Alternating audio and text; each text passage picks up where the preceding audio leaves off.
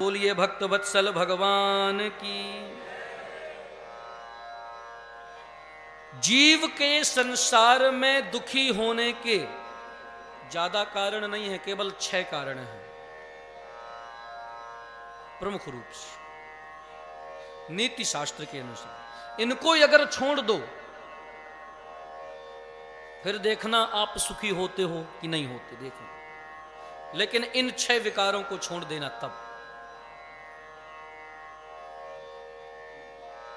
जल को अगर निर्मल बनाना है, पीने लायक बनाना है, तो उसके ऊपर जो काई है, जो गंदगी है, उसको तो हटाना, छानना तो पड़ेगा। ऐसे थोड़ी ठीक रहेगा। भीतर जो विकार भरे हैं पहले उनको मिटाइए,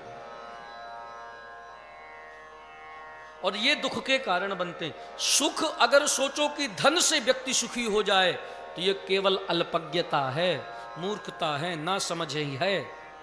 अगर धन से सुखी होना होता, इस संसार में देखो अनेक धनिक पड़े हैं महाराज, इतनी सामर्थ्य है कि जो चाहें सो खाएं, लेकिन डॉक्टर ने कह दिया सेठ जी दाल का पानी पी के रहो। रखा पड़ा है घर में अनेक भंडार, लेकिन भोजन नहीं कर सकते, दाल का पानी ही पी करके रह गए, तो सुख कहां मिला हो। बड़ा अच्छा सुंदर सेज है सोने के लिए, बढ़िया स्वर्ण पलंग है, लेकिन नींद नहीं है। नींद कहां से आवे? नींद की गोली खा खा करके सो रहे हैं। तो क्या कोई धन से सुखी हो सकता है? नहीं हो सकता। सुखाय कर्माणि।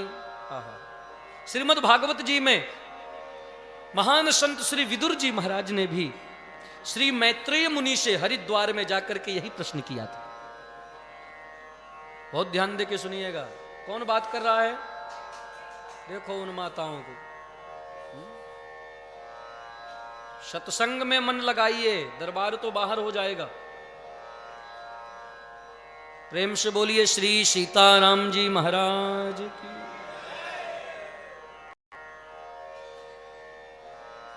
कहां कह रहे थे? हाँ, मैत्रेय जी। देखो सत्संग कथा प्रवचन ये यहां से होता है, और जब यहां से होगा तब आपके यहां तक जाएगा। और अगर हम यहां से सोच करके कोई बात कहेंगे तो यहां से जाएगी, यहां निकल जाएगी। ये तो अनायास भगवत कृपा से प्रेरणाएं होती हैं सत्संग में, और अगर इसमें विच्छेद हो गया तो भाव चला गया।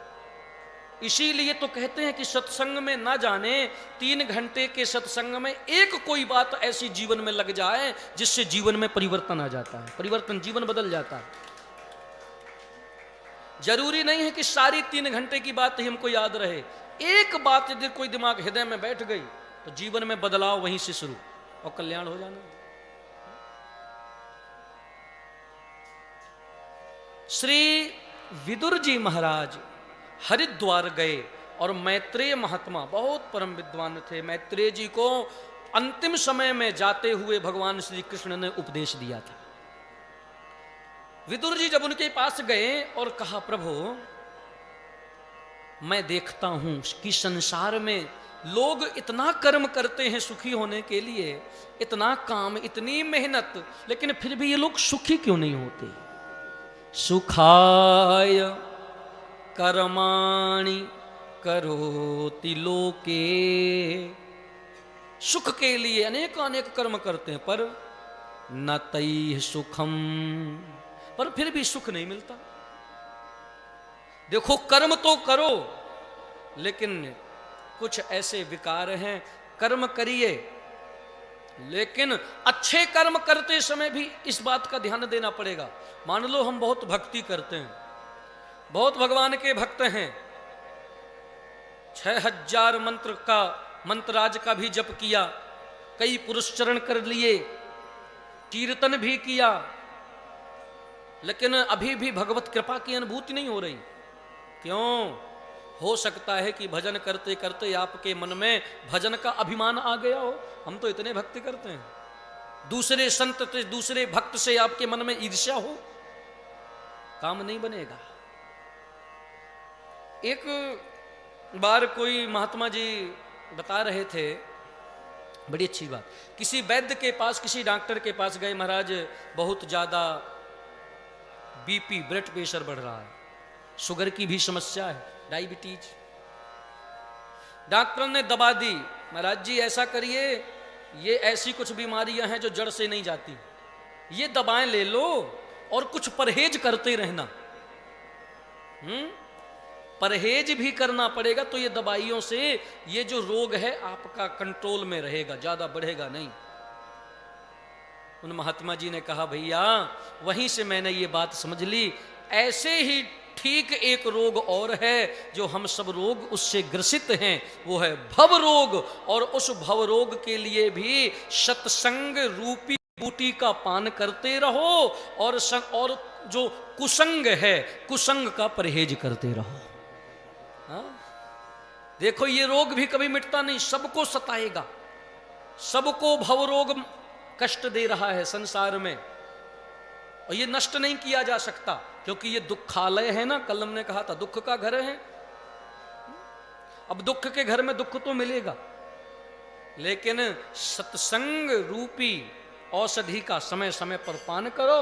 इसलिए तो गुरुदेव ने विधान बनाया कि लो नवरात्रि में खूब सत्संग करो हर बार।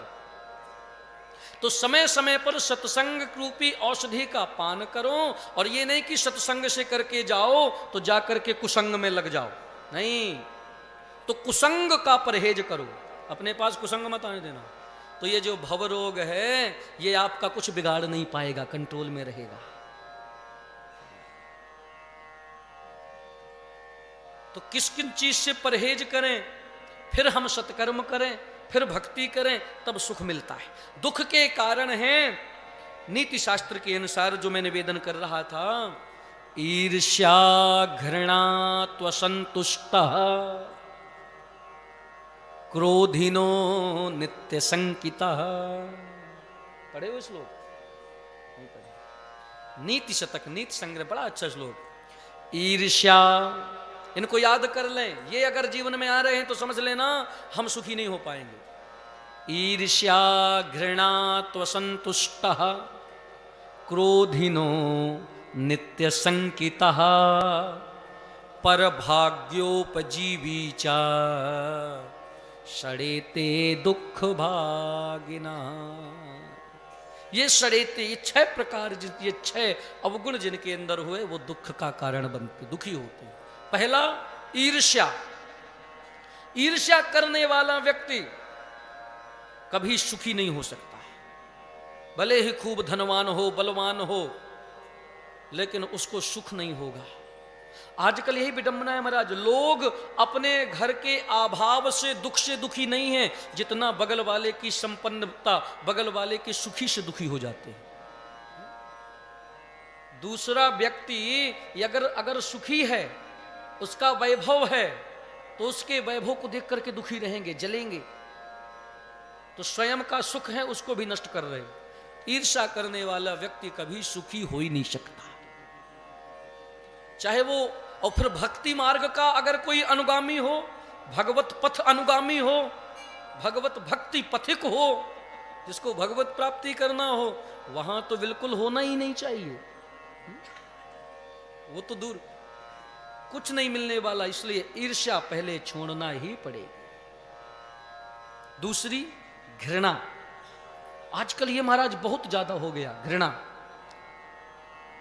थोड़ी हमारी मान प्रतिष्ठा सम्मान अगर समाज में है, और यदि कोई हमसे थोड़ा निम्न स्तर का व्यक्ति हमारे पास आ गया, तो दूर दूर दूर चलो, दूर चलो, हाथ वहां बैठ जाओ, वहां बात करो। घृणा। दूसरों से घृणा करना।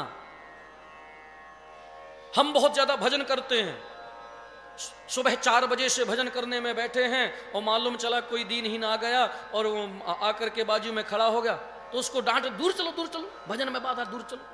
घृणा करना, अंतर मन से घृणा करना, घृणित भाव रखना भीतर से। मन के भीतर के विकार हैं ये बाहरी दिखावा में नहीं हो सकते, ये भीतर से ही होते। ईर्ष्या क्या किसी को दिखती है? वो तो होती है अंदर, समझ में आती है, अनुभव में आती है कि ये व्यक्ति ईर्ष्यालु है, ये व्यक्ति हमसे घृणा करता है, ये दिखती अंदर होती है। ये भीतर ये विकार उपजने ना पावे। घृणा, किसी से घृणा ना हो, सबसे सौहार्द हो, मित्रता हो, प्रेम हो। हम कहते हैं ना प्रेम हो ना मित्रता हो, सामान्य भाव रखना चाहिए भक्त को। सांसारिक सुख चाहने वाले को हो सकता है सबसे प्रेम, ठीक है, लेकिन भगवत भक्त को तो केवल भगवान से ही प्रेम करना चाहिए, और संसार से तो सामान्य सामान्य व्यवहार, ना काहू से दोस्ती ना काहू से। दोस्ती तो वो करें जिनको समाज में व्यापार करना हो, लेन देन करना हो। साधुओं को संतों को क्या लेन देन, यहां तो केवल अपने आप को केवल भगवान को देना है, सौंपना है। तो इसलिए कोई सबसे सामान्य रहो। तो ये दो विकार जो सबसे पहले हैं, भगवत भक्ति और सुख के बाधक। सुख जीवन में नहीं मिल सकता यदि ईर्ष्या है, घृणा है। और तीसरा असंतुष्ट, अगर संतोष नहीं है, मन में बोध नहीं है।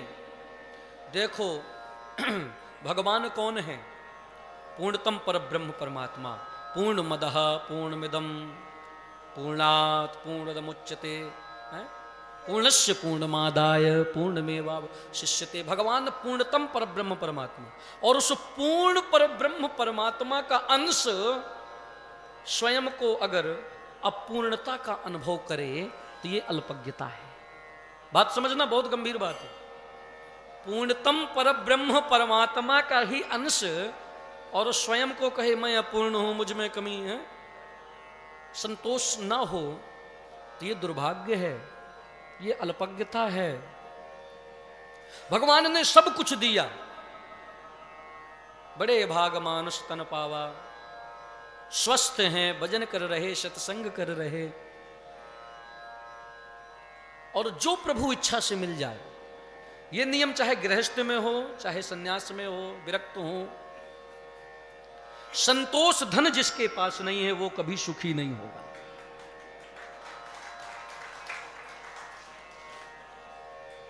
इसलिए भैया, अच्छा, ये केवल कहने का बात नहीं है। कहने के तो आजकल महाराज हम लोग खूब कहते हैं, लेकिन वास्तव में पर उपदेश कुशल बहु तेरे भर नहीं। हाँ? इसको तो जीवन में धारण करना चाहिए। संतोष जो मिल गया, जो भगवान ने दे, तेरी रजा में मेरी रजा है। हाँ? तेरे फूलों से भी प्यार, तेरे कांटों से भी प्यार। भक्त गाते हैं ना इसको, वो तेरे फूलों से भी प्यार, तेरे कांटों से भी प्यार, तेरे फूलों से भी प्यार, तेरे। सब लोग गाइए। तू जो भी देना चाहे, तू जो भी देना चाहे दे दे मेरे सरकार। तेरे फूलों से भी, तेरे कांटों से भी प्यार, तेरे फूलों से भी प्यार, तेरे कांटों से भी प्यार। तू जो भी देना चाहे, तू जो भी देना चाहे दे दे मेरे सरकार। तेरे फूलों से भी प्यार, तेरे कांटों से भी प्यार। हाँ, हमको दोनों हैं पसंद, तेरी धूप और छाँव। हमको दोनों हैं पसंद, तेरी धूप और छाँव। दाता किसी भी दिशा में ले चल जिंदगी की नाव। दाता किसी भी दिशा में ले चल जिंदगी की नाव। चाहे हमें लगा दो पार, चाहे छोड़ हमें मझधार। चाहे हमें लगा दो पार, चाहे छोड़ हमें मझधार। तू जो भी देना चाहे, तू जो भी देना चाहे दे दे मेरे सरकार। तेरे फूलों से भी प्यार, तेरे कांटों से भी प्यार, तेरे फूलों से भी प्यार, तेरे कांटों से भी प्यार। फूलों से भी प्यार, तेरे कांटों से भी प्यार।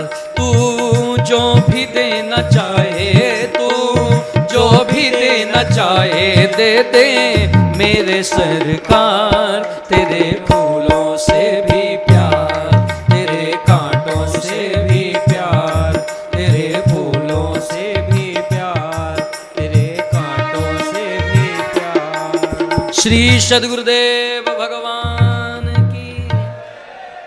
ये भाव अगर आ जाए, अब सौंप दिया इस जीवन का सब भार आपके चरणों में, और ये अगर निष्ठा आ गई तो संतोष धन आ जाएगा। और अगर ये भाव नहीं आया तो फिर संतुष्टि नहीं आएगी। धन से संतुष्ट मन ही नहीं भरेगा। थोड़ा धन मिल जाए, अच्छा मकान बन जाए, फिर सोचेंगे और एक खंड बड़ा बन जाए। अब साइकिल से चलते थे, अब मोटरसाइकिल मिल जाए। अब ठीक नहीं है, अब 4 व्हीलर 4 पहिया गाड़ी मिल जाए। अब ठीक नहीं है, थोड़ा एयर कंडीशन में भी लग जाए। सारी व्यवस्थाएं ऐसे चाह बढ़ती जाएगी। अब स्वयं नहीं किया होता, एक चेला मिल जाए, एक चेला में काम नहीं चल रहा, 2-3 मिल जाए, थोड़ा प्रचार प्रसार हो जाए। बढ़ती चली जाएंगी ये चाह, ये कामनाएं, और कल्याण नहीं होगा। सुख ढूंढते रहोगे, मिलेगा नहीं। इसलिए तीसरा क्या कारण बताया? संतोष। अगर संतुष्ट नहीं रहोगे, संतोष धन नहीं होगा, तो सुख नहीं मिलेगा। 3 हो गए, ईर्ष्या, घृणा, असंतुष्ट। फिर चौथा है क्रोधिनो, क्रोधी। मैंने पहले ही कहा था कि क्रोध पाप कर मूल।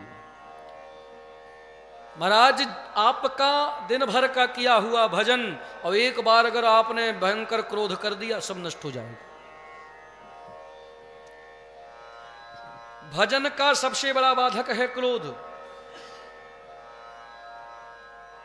और क्रोध अगर आ गया तो जो पुण्य है, जो भजन का प्रभाव है, वो जल जाता है, नष्ट हो जाता है। इसलिए क्रोध ना आवे, क्रोध से बचने का भी प्रयास करना चाहिए। और क्रोध से बचने के कैसे अनेक उपाय हैं। आपके सोचने से, हमारे कहने से ये क्रोध नहीं रुकता, ये क्रोध आ जाता है। बड़ी अच्छी बात देखो, हमारे गुरुदेव कहते थे, भैया क्योंकि हम लोग तो सहज में जड़ हैं, मूर्ख हैं, अनेक बार गुरुजनों का साथ किए, साथ में रहे, लेकिन फिर भी अपने विकारों पर सुधार थोड़ी कर पाए। सब विकारों से भरे रहे, अभी भी भरे हैं। वो तो गुरुदेव की कृपा है कि कुछ सेवा ले लेते हैं, अनेक विकार भरे पड़े हैं। तो गुरुदेव कहा करें, बेटा अगर जब तक तुम्हारे जीवन में क्रोध है, तब तक कुछ हो नहीं पाएगा।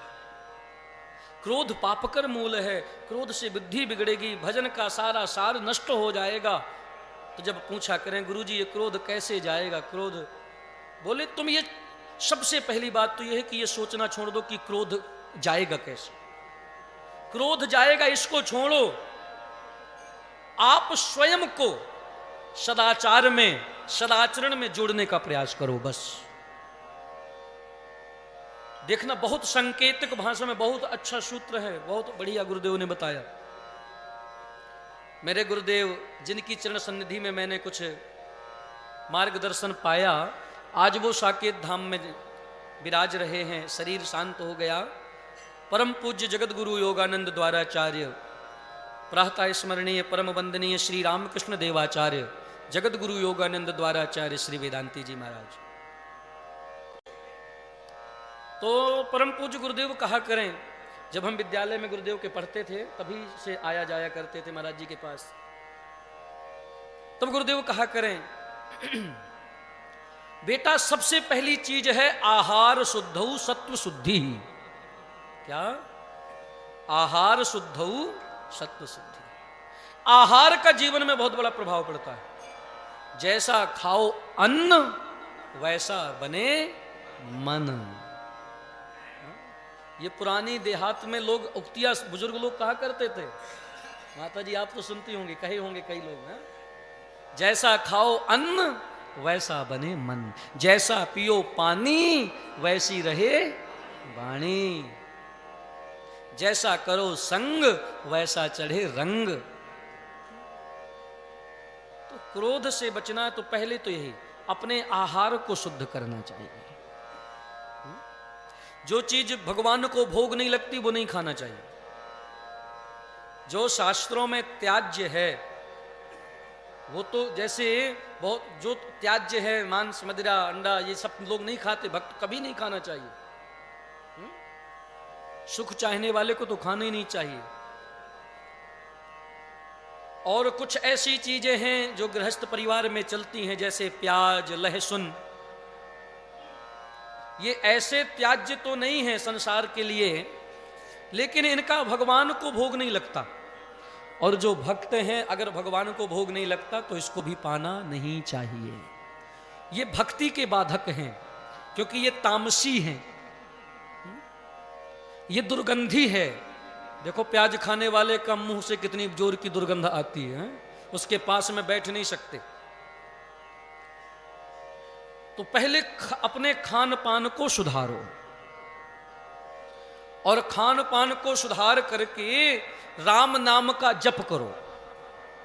कोई कुछ कह दे, अहरनिश राम राम राम राम राम राम राम राम सीताराम सीताराम, राम नाम का जप करना प्रारंभ कर दो, खान पान शुद्ध कर दो। ऐसा करने से आपके हृदय में धीरे धीरे श्री राममय सब जग जानी यह जो चौपाई है ये हृदय में बैठ जाएगी। और जब हर जगह श्री राम दिखेंगे तो जिसके ऊपर क्रोध आएगा उसमें भी श्री राम दिखेंगे। और एक भक्त अपने स्वामी के ऊपर क्रोध तो कर नहीं सकता, तो जहां भक्त को भगवान की याद आएगी तो क्रोध अपने से शांत हो जाएगा। कितना अच्छा उपाय है, हाँ?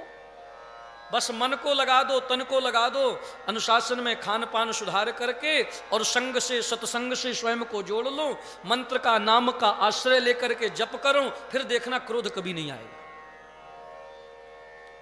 और अगर क्रोध नहीं है तो फिर आप सुखी रहोगे। तो ईर्ष्या घृणा असंतुष्ट और क्रोधिनो 4 हो गए। एक और है संकिता, शंका, संशय, संशयात्मा विनश्यति, श्रीमद् भगवद गीता। शंका करने वाला, बात बात पर शंका, माता पिता की वाणी पर भी शंका। माता पिता ने कहा बेटे ऐसा नहीं करना, वहां भी बेटा शंका करता है। गुरुजी ने कहा, सदगुरुदेव ने कहा तुम्हारा कल्याण ऐसे में होगा, ऐसे ऐसे नियम करो, ऐसे जीवन में रहो, ऐसे सदाचार करो, ऐसे परोपकार करो, तो वहां भी शंका।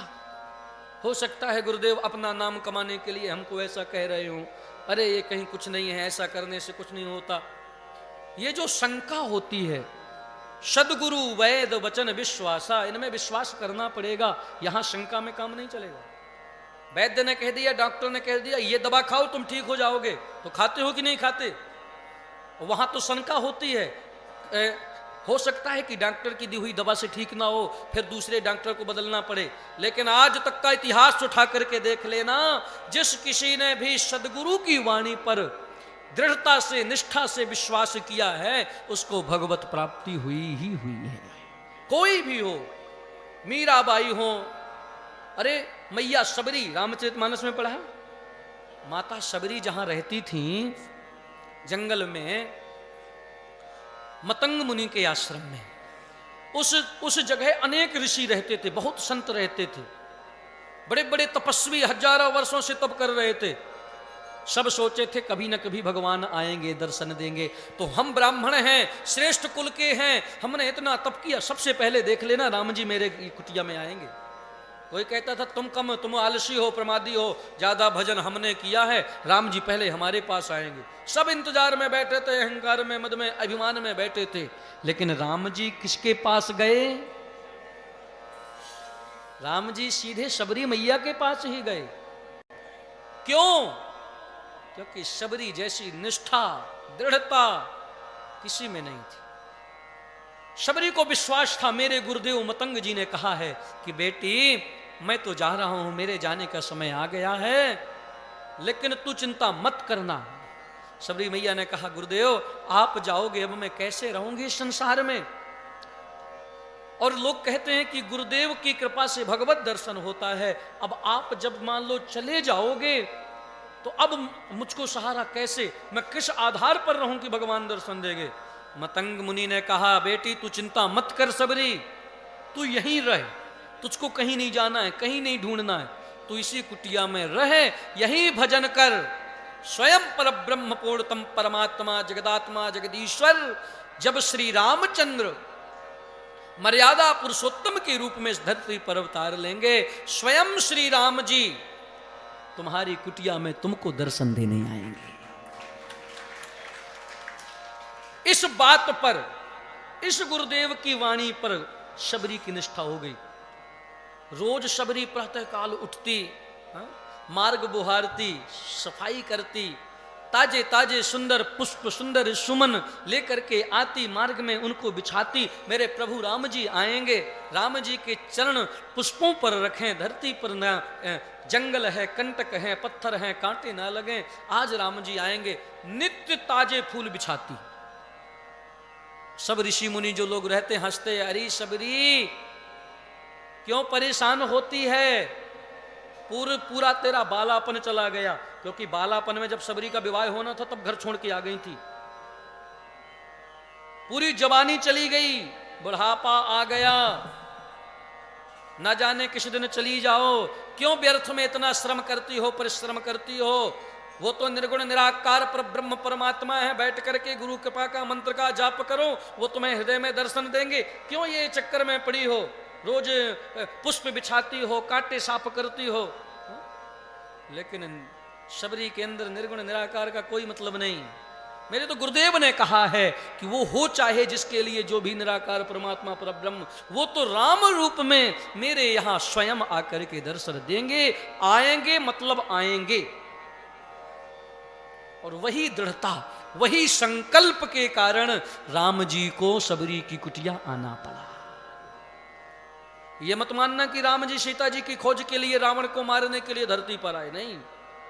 अरे भाई, जिन राम जी के भ्रिकुट विलोकन करने से केवल एक बार भौहें टेढ़ी कर दें क्रोध से, तो संसार में प्रलय आ जाए। हाँ? तो संसार में जितने दैत्य हैं वो सब राम जी के संकल्प से मर जाते, सब राम जी के संकल्प से मर जाएं। राम जी को दैत्यों को, दुष्टों को मारने के लिए धरती पर नहीं आना पड़ता। लेकिन भैया, दैत्य राक्षस रावण का वध तो हो जाता संकल्प से, लेकिन ये जो गुरु वचनों पर विश्वास रखे शबरी इंतजार करती हैं, हाँ? इन गुरु वचनों को पूर्ण करने के लिए तो राम जी का संकल्प काम नहीं करता, राम जी को आना ही पड़ेगा।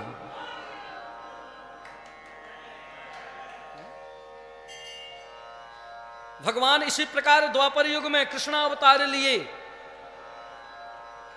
अनेक जन्मों की परिकल्पना किए हुए मनोकामनाओं को पूर्ण करने के इच्छा से अनेक ऋषियों ने, मिथिलानियों ने, महात्माओं ने गोपी वेश धारण करके भगवान के दर्शन की लालसा की इच्छा, उत्कंठा जागृत की हुए ब्रज में थी। अगर भगवान श्री कृष्ण आकर के उनको सुख नहीं देते तो वो उसके लिए तो आना ही पड़ेगा। वो थोड़ी संकल्प से पूरा हो जाता। इसलिए भगवान भक्तों को सुख देने के लिए आते हैं, अपने भक्तों की इच्छा को पूर्ण करने के लिए आते हैं। सदगुरु वैद वचन विश्वास। इसी प्रकार भगवत प्राप्ति में यदि विश्वास नहीं है, दृढ़ता नहीं है, बात बात में शंका है, शंका करोगे तो भी जीवन में सुखी नहीं रहोगे। ये तो भक्ति आध्यात्म क्षेत्र की बात। भैया, आजकल आप लोग माताओं, पुरुष वर्ग घर में रहेंगे, आपस में पति पत्नी में ही शंका, पुत्र पौत्र पे शंका, बेटी बेटी पे शंका। और जिस घर में शंका होगी, अगर पति पत्नी के मध्य में भी शंका आ गई तो सोचो फिर वो घर घर नहीं रहता, वो घर नरक हो जाता है। होता है कि नहीं होता? तो जीवन में शंका नहीं आनी चाहिए। अगर शंका आ गई तो काम बिगड़ जाएगा।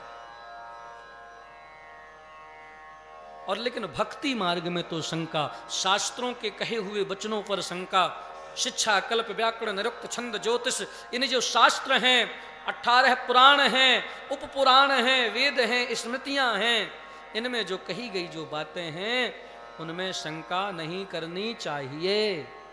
उनमें अगर शंका करोगे, गुरुदेव की महापुरुषों की वाणियों में अगर शंका करोगे तो जीवन में कभी कल्याण को प्राप्त नहीं कर पाओगे, ना ही सुख को प्राप्त कर पाओगे।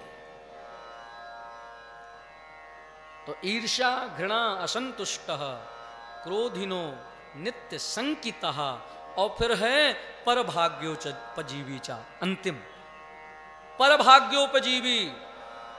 ये लास्ट में है दूसरों के ऊपर निर्भर रहना, सदैव दूसरे के ऊपर निर्भर रहना। अरे भाई स्वयं कर्म करो। हा? जो व्यक्ति सदैव दूसरे के भाग्य से जीता है ऐसे लोगों को कहते हैं कायर। हा? जो पुरुषार्थ विहीन है, भजन करना ना पड़े। हमें तो गुरुदेव ने आश्रम बना करके दे दिया है, अब तो उनके शिष्य इतने चेला हैं, सब लोग आकर के दान कर जाते, हमको तो बस बैठे बैठे भोजन करो बढ़िया सो है, तो कल्याण नहीं होगा। बाप की बनाई हुई संपत्ति में बेटा मौज करे, बेटा कभी सुखी नहीं रहेगा, दुखी ही भोगेगा। दूसरों के भाग्य पर जीवित रहना चाहते हो, स्वयं का कुछ ना कुछ स्वयं पुरुषार्थ करो। जो व्यक्ति किसी के आश्रित नहीं होता, केवल भगवद आश्रय होता है। मैं संसार के आश्रय की बात करता हूं, पर भाग्योपजीवी चा भगवद आश्रय तो लेना ही चाहिए। बिना भगवत कृपा के, गुरु कृपा के कोई आगे बढ़ ही नहीं सकता, कृपा पा ही नहीं सकता। लेकिन जो संसार में दूसरों के आश्रय को लेकर के जीवन यापन करना चाहता है, वो भी हमेशा दुख को प्राप्त करता है। इसलिए स्वयं कर्मठ होना चाहिए, अपने कर्तव्य का पालन करना चाहिए, कायर नहीं होना चाहिए।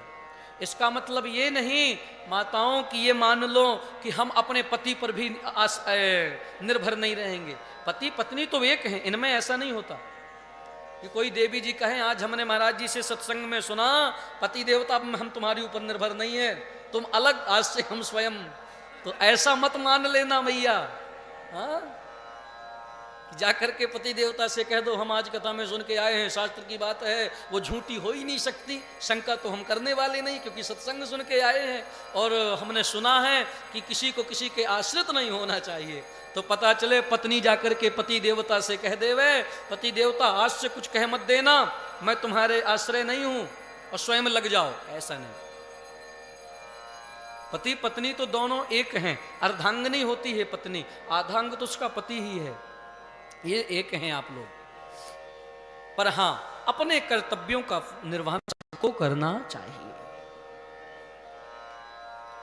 तो ये छठवां, दूसरों के ऊपर कभी आश्रित ना हो, केवल भगवदाश्रय लेकर के, उनका ही आश्रय, उनकी ही कृपा में रह करके जीवन यापन करो।